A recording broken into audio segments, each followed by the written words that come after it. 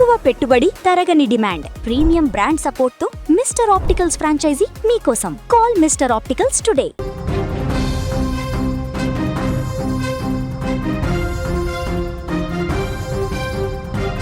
మద్యమత్తు అతివేగం ఇద్దరి నిండు ప్రాణాలను బలిగొనేంత పనైంది. రోడ్డుపై వెళ్తున్న అమాయక యువకులపైకి మృత్యువులా దూసుకొచ్చింది car.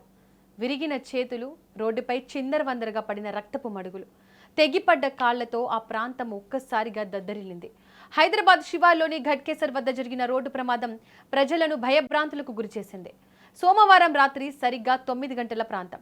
Hyderabad శివార్లోని Ghatkesar police station పరిధిలోని కొండాపూర్ విజ్ఞాన్ కాలేజీ సమీపంలో రోడ్డు ఎప్పుడు రద్దీగానే ఉంటుంది. పనులు ముగించుకొని తమ పనుల్లో ఉన్న కొందరు యువకులు ద్విచక్ర వాహనాలపై వెళ్తున్నారు. సరిగ్గా అదే సమయంలో ఒక కారు మృత్యువు వేగంతో దూసుకొచ్చింది. కారు స్పీడ్ చూస్తేనే అర్థమవుతోంది డ్రైవర్ నార్మల్ స్టేజ్లో లేడని.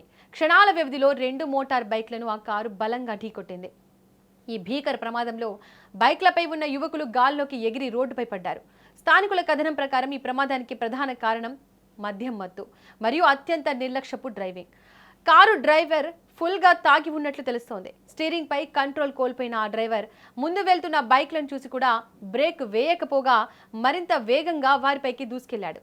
ఈ దారుణ ఘటనలో 4 యువకులకు తీవ్ర గాయాలయ్యాయి. ప్రమాద తీవ్రత ఎంతలా ఉందంటే యువకుల చేతులు విరిగిపడడంతో పాటు కాళ్లు తీవ్రంగా నలిగిపోయి రక్తమోడాయి. రోడ్డుపై పడి విలవిలలాడుతున్న వారి ఆర్తనాదాలు అక్కడి వారిని కంటతడి పెట్టించాయి. క్షణాల వ్యవధిలో ఆ రోడ్డు రక్తసిక్తమైంది. ఇక సమాచారం అందుకున్న వెంటనే ఘట్కేసర్ పోలీసులు హుటాహుటిన సంఘటన స్థలానికి చేరుకున్నారు. రక్తపు మడుగులో పడి ఉన్న 4 క్షతగాతులను వెంటనే స్థానికుల సహాయంతో అంబులెన్స్లో సికింద్రాబాద్లోని గాంధీ హాస్పిటల్కు తరలించారు. అయితే వైద్యులు తెలిపిన వివరాల ప్రకారం గాయపడిన 4 ఇద్దరి పరిస్థితి అత్యంత విషమంగా ఉంది. మృత్యువుతో వారు పోరాడుతున్నారు.